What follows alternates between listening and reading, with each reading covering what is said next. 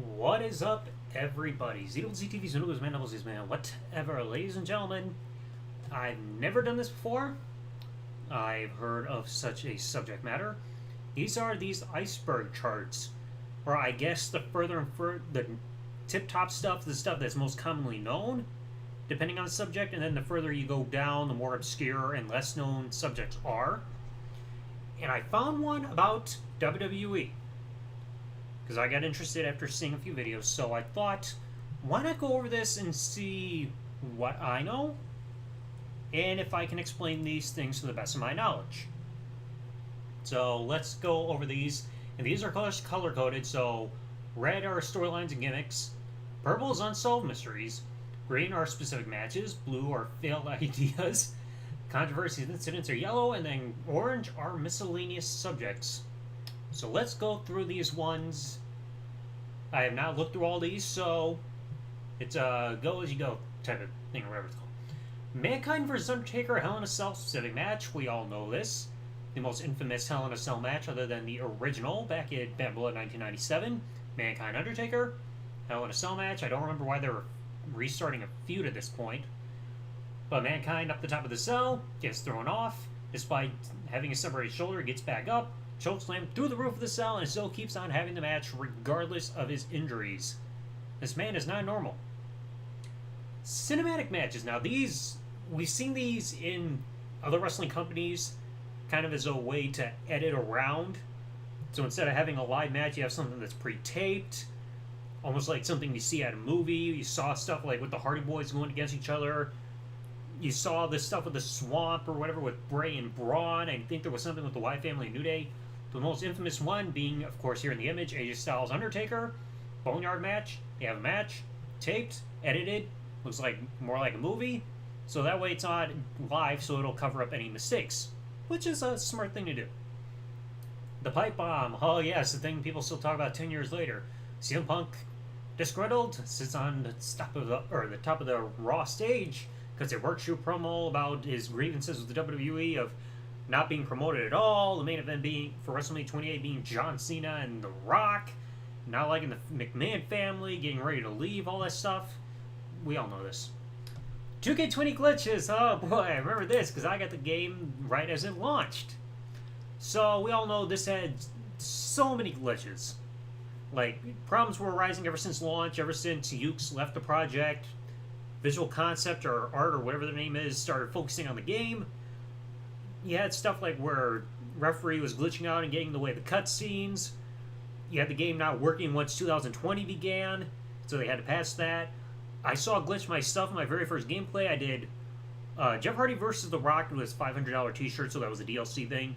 Battling in the Boiler Room Brawl, and you cannot even when The Rock, who I was playing as, was swinging around a pipe, even when he was right there against Jeff Hardy, he was not aiming at him, and even when he got close to hitting him, there was still no collision detection to the point where the hits were not registering.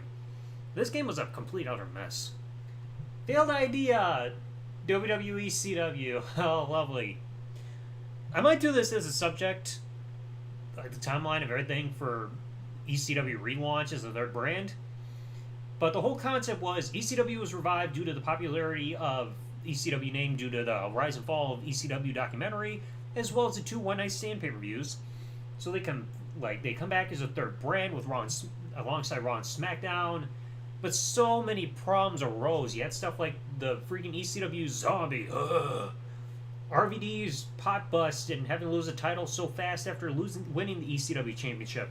Vince McMahon is champion. The ECW December to December pay-per-view, which brings back nightmares. There's so many failed moments to the point where it did not feel like ECW. It was just ECW in name only. Did not have the original feel.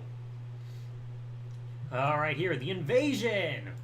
Yes, this was poorly executed. So, right after ECW and WCW went out of business, WWE started this whole invasion storyline where WCW and ECW stars were invading the WWF to take it over and run it out of business. But the problem was they did not have any name recognition type of stars other than Booker T and Diamond Dallas Page, because you did not have Steiner, Nash, Hall, Hogan, Flair, Goldberg, Sting, any of them. So you're really with 2 of the last big stars that they still had remaining at the time of the company's closure, in a way, and then you had everybody else who were not really known names. In the booking, you never took the alliance seriously to the point where you felt like they were a credible threat to the World Wrestling Federation to take them over. I mean, you had a more credible invasion threat with the Nexus. The XFL! This failed not once but twice. First time was not drawing ratings. Vince was like, oh, I could have my own football league, not like the NFL. But that failed because, like, I think there was some kind of injury right within the first game during the first huddle or whatever was going on. Ratings were not going in. It was canceled every season. They tried bringing it back not too long ago, and then COVID kicked in, and the next, it's gone again. Great choice there. My hole! Oh, we know that, but yet there's a hyperlink. Yeah, it's to YouTube video, never mind. We know that. Nia Jax tries going for a leg drop on the apron to Lana. Lana gets out of the way. Freaking Nia slams on the apron. Ah, ah! She's holding her ass and she's like, my hole! Meme-worthy. Montreal Screwjob! Something that people won't stop talking about. We all know the story, though. Shawn Michaels, Bret Hart, for Bret Hart's WWF title at Survivor Series. Bret refuses to relinquish the title. It was said it's because he doesn't want to lose the title in Canada, but it's honestly more of the fact that the person he was scheduled to lose to was somebody he did not respect. So he would, and you listen to him, he clearly wanted to lose the title to pretty much anybody else. Yet Vince did not want that. He did not trust Bret, would not take the title over to WCW, so put him in the sharpshooter and rang for the bell. Oh, he rang. He tapped out. Honestly, this subject's been covered way too often. Alright, next layer. Death of Owen Hart. Yes. Over the Edge, 1999. Owen Hart was supposed to descend from the rafters in his blue blazer gimmick as kind of a comedic entrance. However, he ended up getting released about 70 feet above the ring, fell to his death, and the pay-per-view still went on regardless. And I don't think I need to quote what Kevin Dunn said to JR over the headset, because we all know that by now. Black Wednesday. If memory serves me right, this was when Georgia Championship Wrestling was sold to WWE/WWF back around the mid-80s.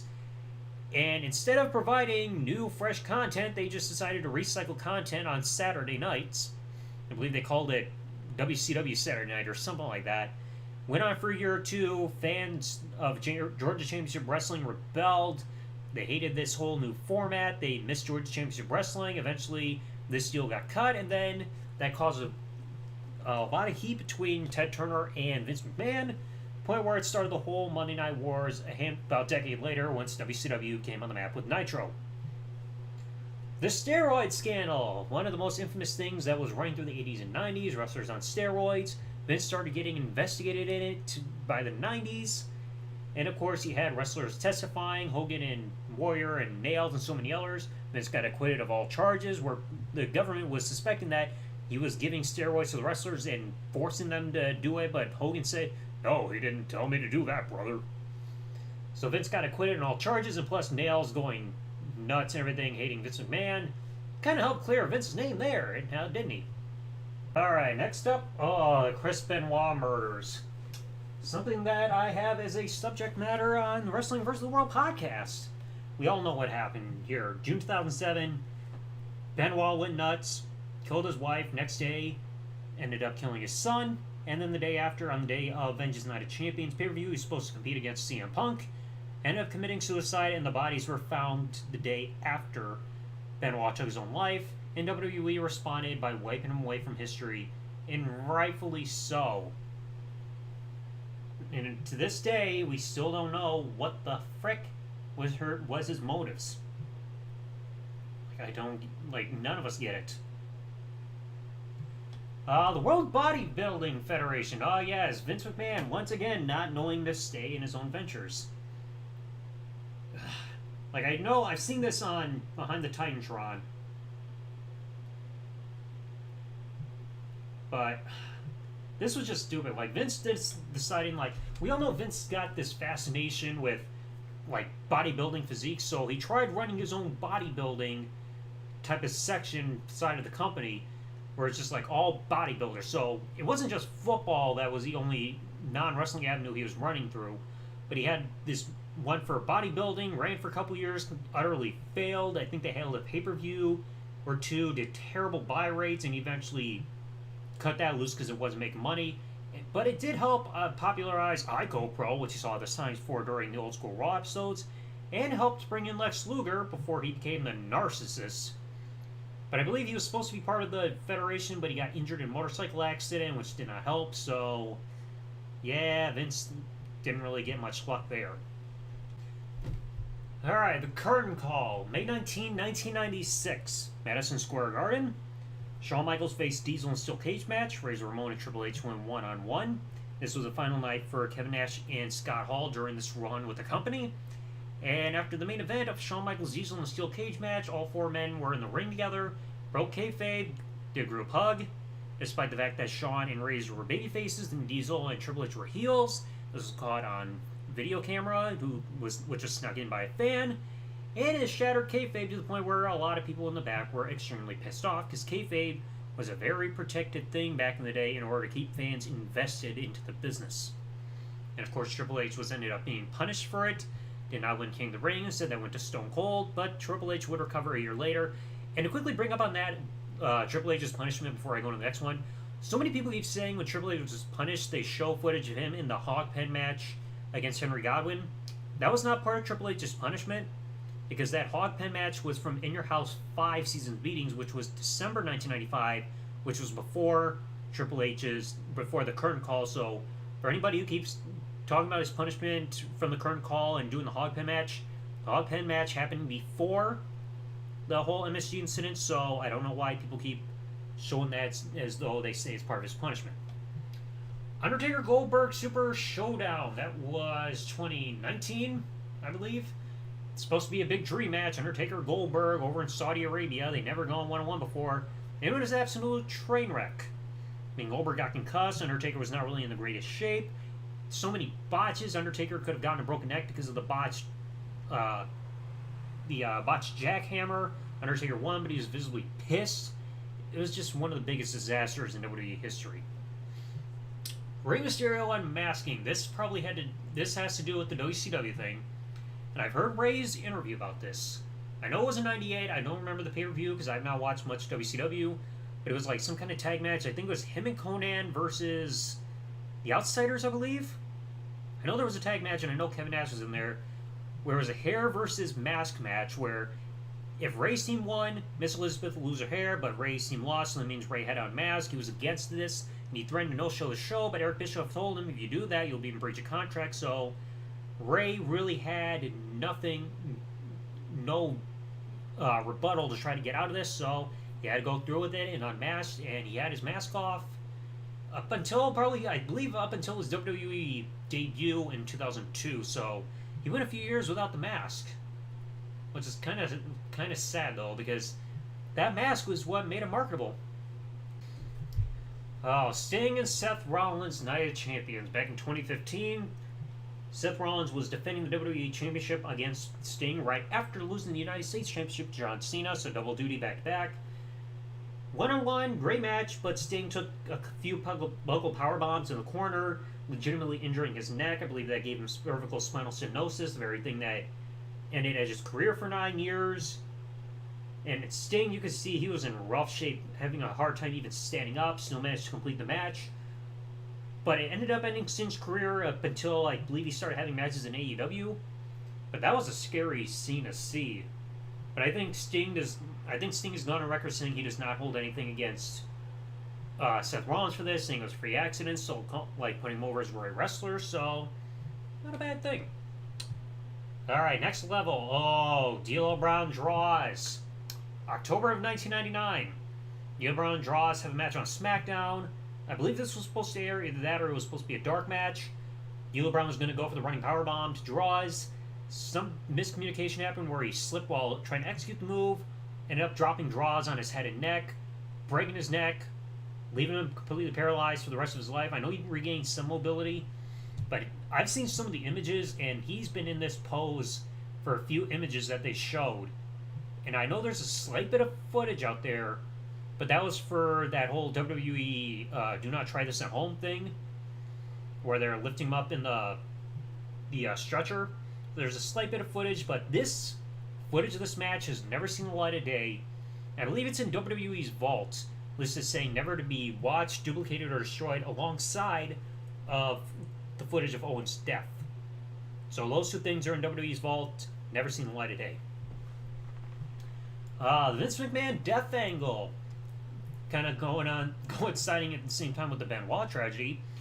Vince McMahon, about a couple weeks before the Benoit tragedy, came out on Raw. He was just looking at the crowd, left after going through the crowd of everybody in the roster backstage, and that was, of course, the whole incident where Paul went and smiled and ended up causing the end of the tag team with Brian Kendrick because they went on a downhill slope after that.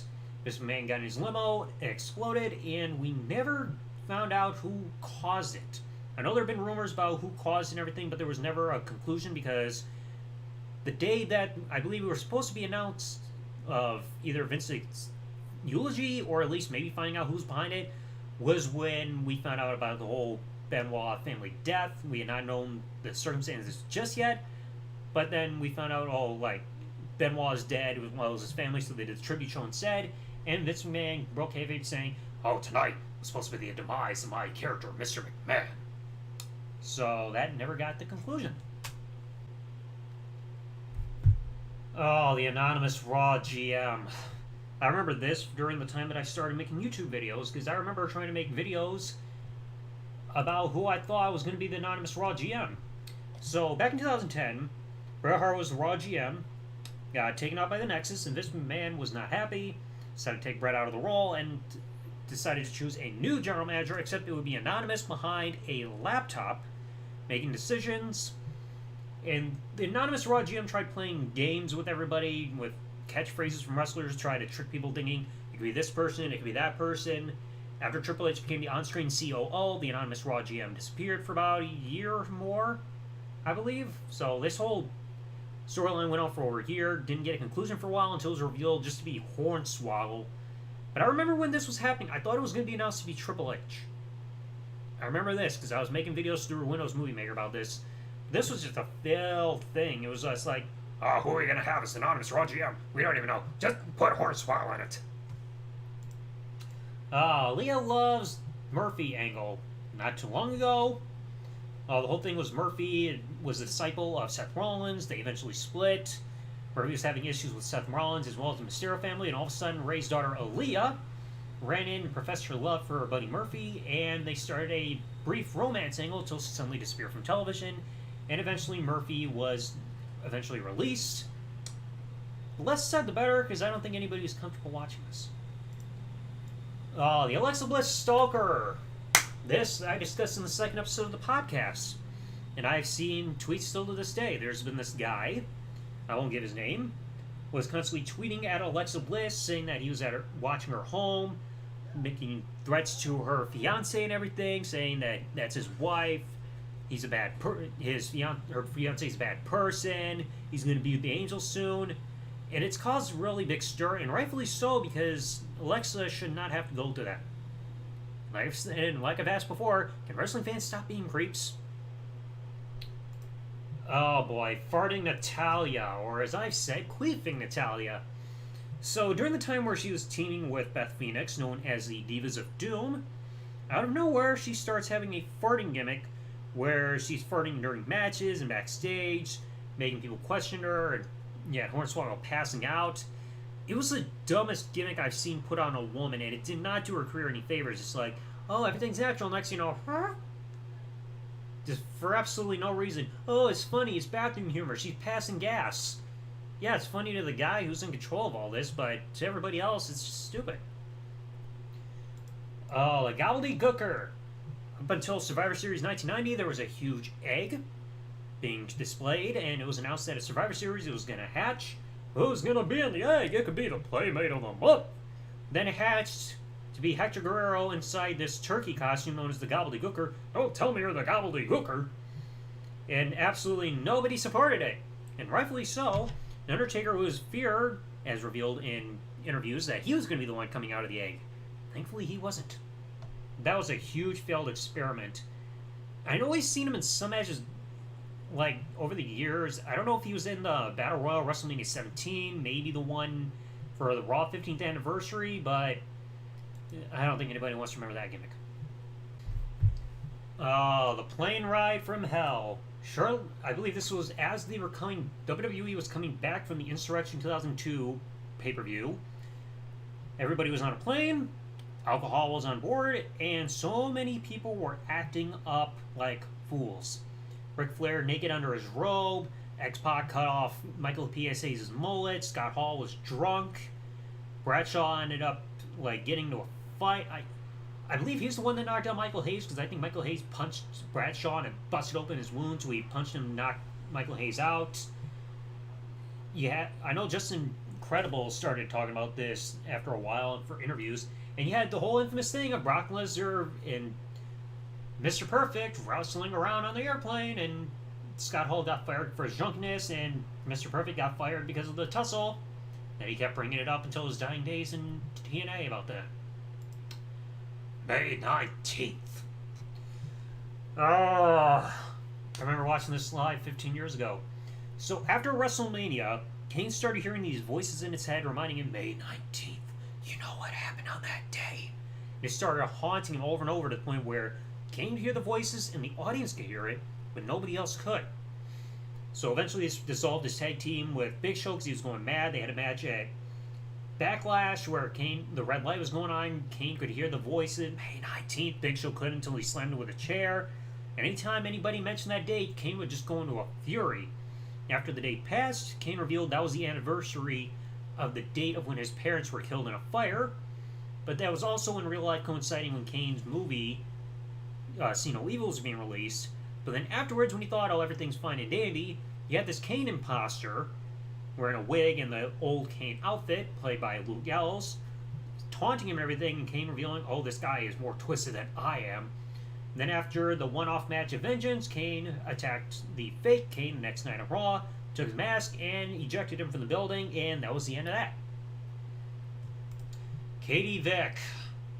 Speaking of Kane, after Unforgiven 2002, Kane was declared the #1 contender for the World Heavyweight title because after Unforgiven, Eric Bischoff announced that at No Mercy it's going to be the World Heavyweight Champion versus Intercontinental Champion in a title unification match. Triple H retained the World Heavyweight title. I believe he defeated Bubba Ray Dudley.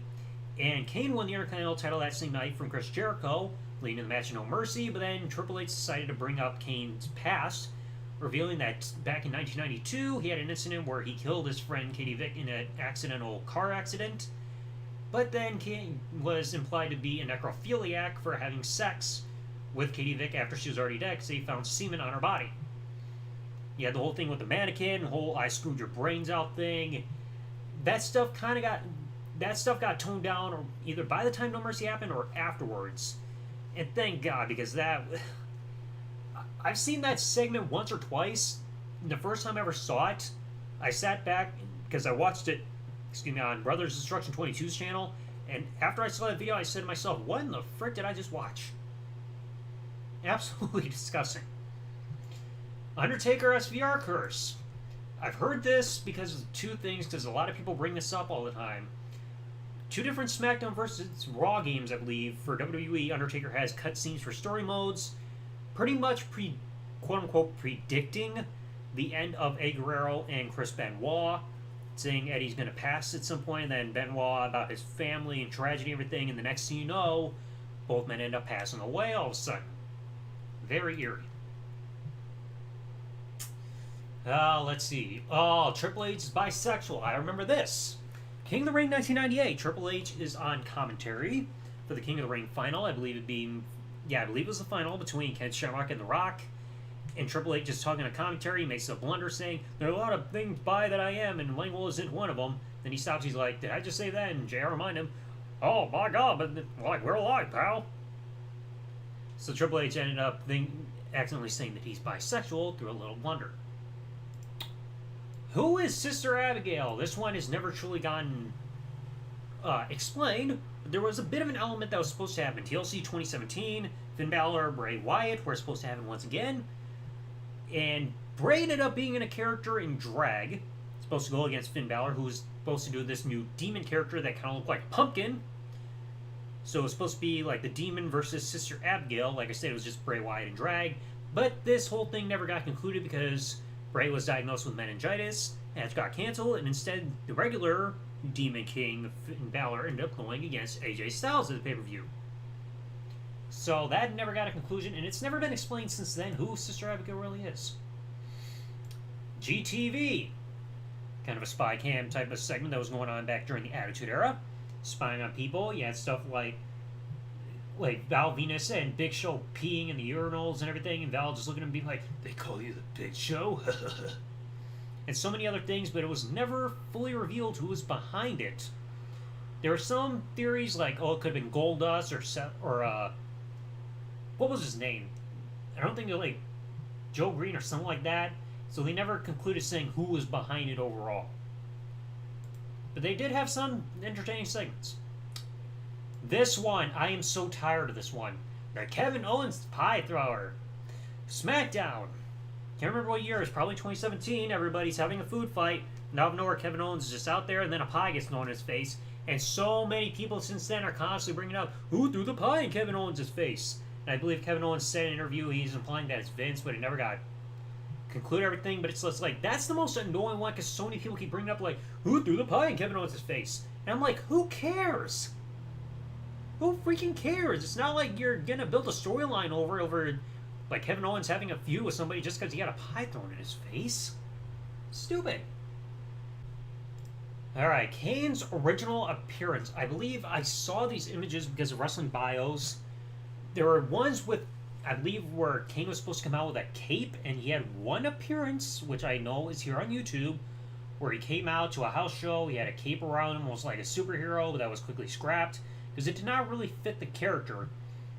And I don't know if there were, I believe there were images of him without a mask or anything, but it's a good thing they changed it. They put a mask on him, they got rid of the cape and everything, so they had a couple other elements added to his wardrobe, but those got scrapped, and rightfully so, because the appearance we got at at Bad Blood in Your House in '97 was a far better choice. Vince says the N-word. You're not going to find this on Peacock or the network now, are we? So, Vince McMahon, Survivor Series 2005, he's backstage, he can talk to Cena, tries talking like he's black, everything, and Cena's just like, he's like, what's good in the hood?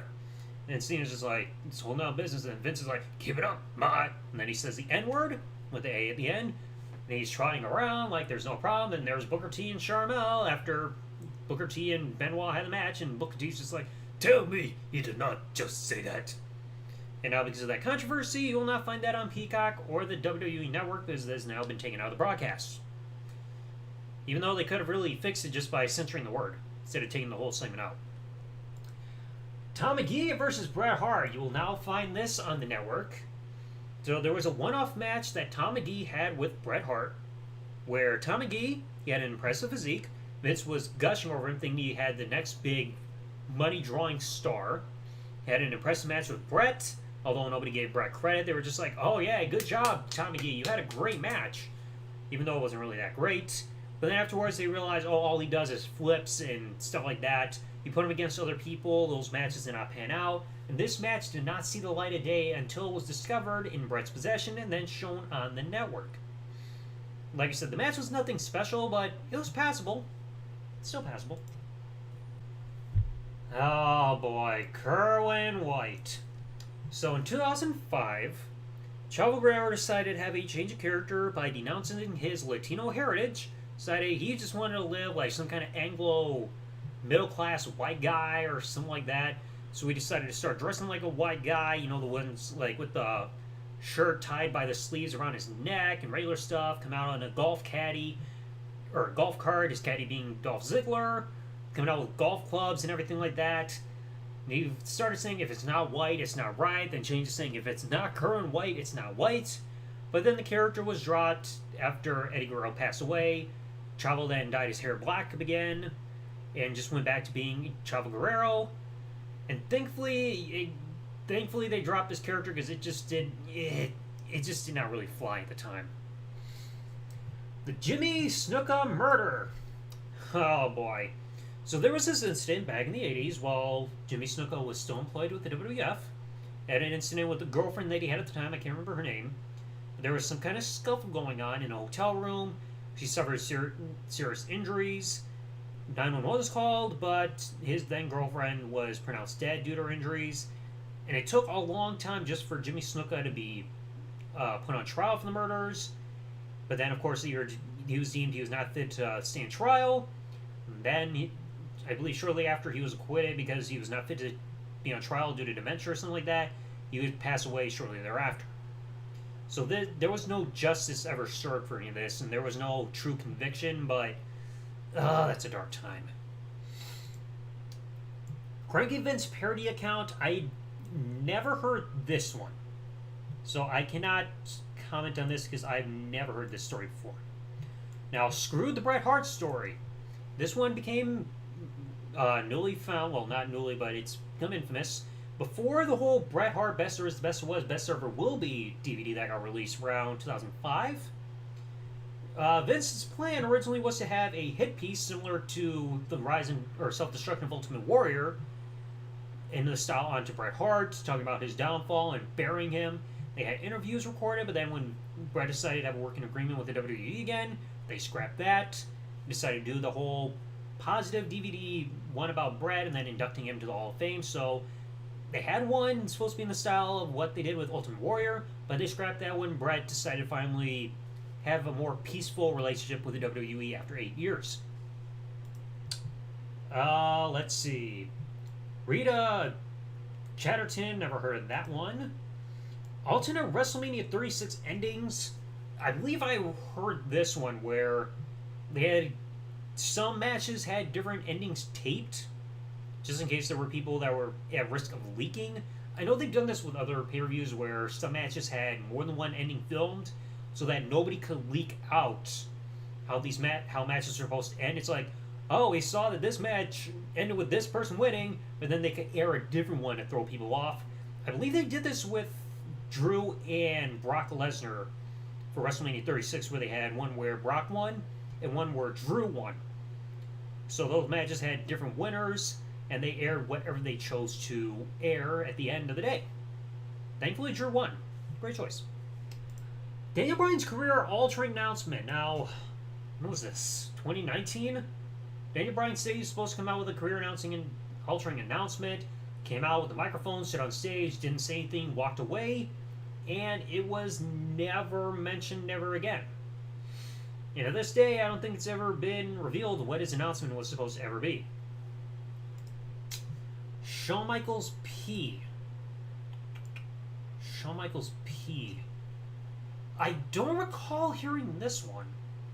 I mean, there's some people that you heard, they pissed themselves, like with Triple H and when he brawled with Brock Lesnar, either 2013, on an episode of Raw, but I've never heard of Shawn Michaels pissing. Marty Jannetty murder, I remember seeing this because of a screenshot of stuff he showed on his Facebook page, saying that at one point back in the day he killed somebody, self-defense, either he was on drugs or something. So it was something that happened like 20, 30, maybe 30 years ago. Some kind of scuffle in self-defense where he ended up admitting to killing a guy. Can't fully remember that. NXT Kids, I don't fully remember hearing anything about that. Thunderdome beheading, have not heard that. Scott Blair art. Is that the one for WWE 2K Battlegrounds? There was an image like in the game with Tessa Blanchard or something. I'm not fully sure. Alright, the last three layers. I still remember, I saw this. I can't remember what episode of Raw, but it was somewhere in 2003. After Booker T and Goldust broke up, Booker T was backstage in the locker room. I believe it was him and Heidenreich, and he was given an envelope. It was just a piece of paper that just wrote on there saying, I still remember. And I believe there were rumors that it was supposed to be Goldust. Either they were going to, I think it was supposed to start a feud, but instead that immediately got dropped, and Goldust was released from the company that same year. So there was some kind of storyline that was supposed to be between Goldust and Booker T, but that was just a one-off thing that never got followed up upon. Jag thinned. I don't recall that at all. Broken Matt Hardy sign.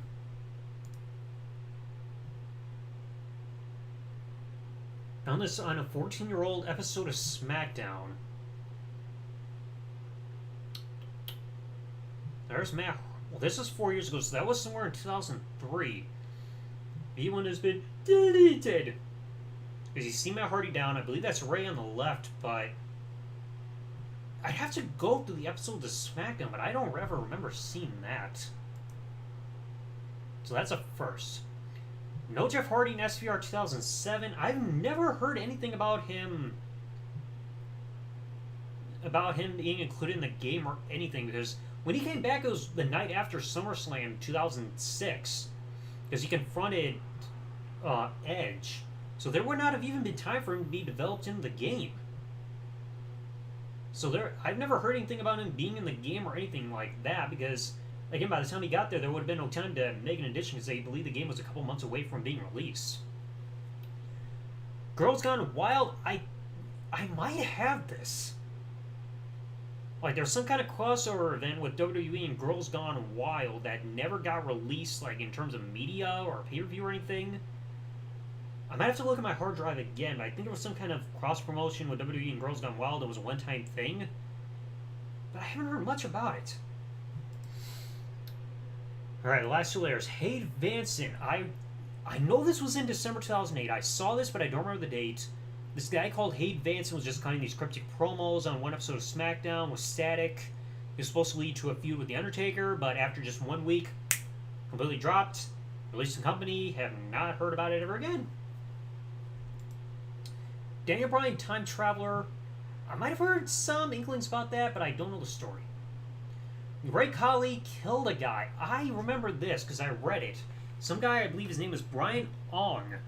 Back in India, he was supposed to be doing training, everything. He suffered a concussion in a match or something like that. He was still cleared to have a match. He had a match against Great Khali. He took a flapjack, nasty bump, and the impact was enough to kill him. So, in a match, Great Khali accidentally caused the end of a guy's life due to a flapjack gone wrong. And I believe the company that they were working for got sued, and it was like danger and all that stuff, not using protective gear and everything when you're supposed to be training. So, I believe there's some kind of wrongful death and negligence or something like that, but I remember reading about this.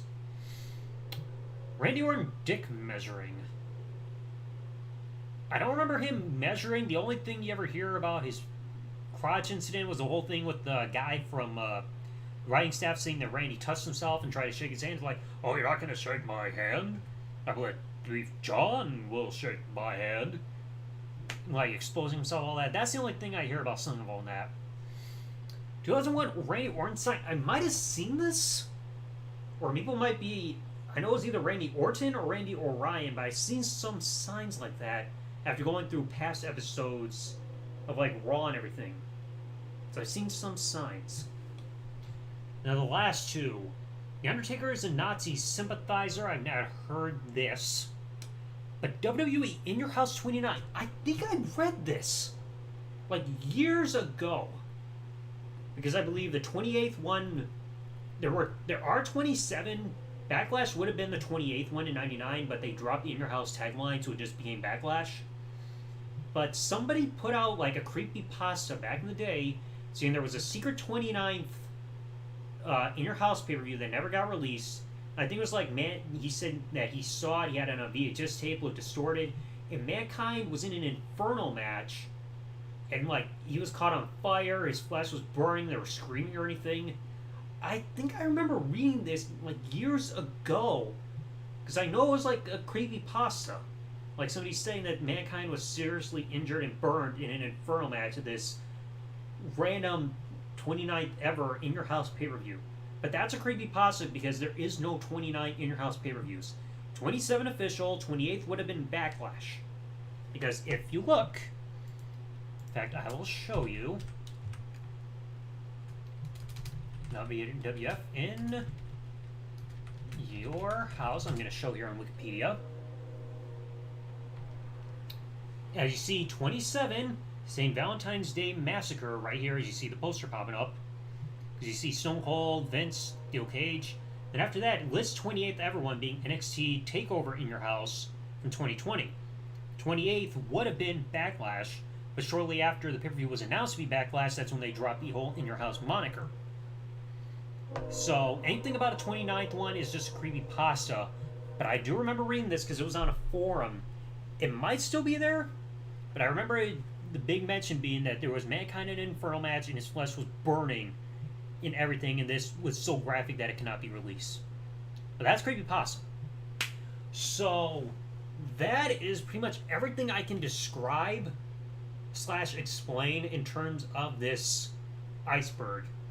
The ones I cannot explain: Cranky Vince McMahon parody account, Shawn Michaels P, NXT Chaos, Leonard Dome beheading, Scott Blair, I don't know all that much, Jack Finn, Broken Matt Hardy sign. I think I kind of explained this to the best of my ability. Time Traveler, maybe the Randy Orton stuff, and the Nazi ones were the only ones I cannot explain. These were the best that I could remember, so let me know what you all thought in the comment section below about all this. If there are any other WWE related icebergs, charts, let me know. Maybe I'll do follow-up videos, but this was the best to my knowledge. So let me know what you all thought in the comment section below. If you enjoyed, leave a like, comment, subscribe, and I will catch you all later. Thanks for watching, everybody. Like, comment, subscribe. Peace out, and good day, everybody.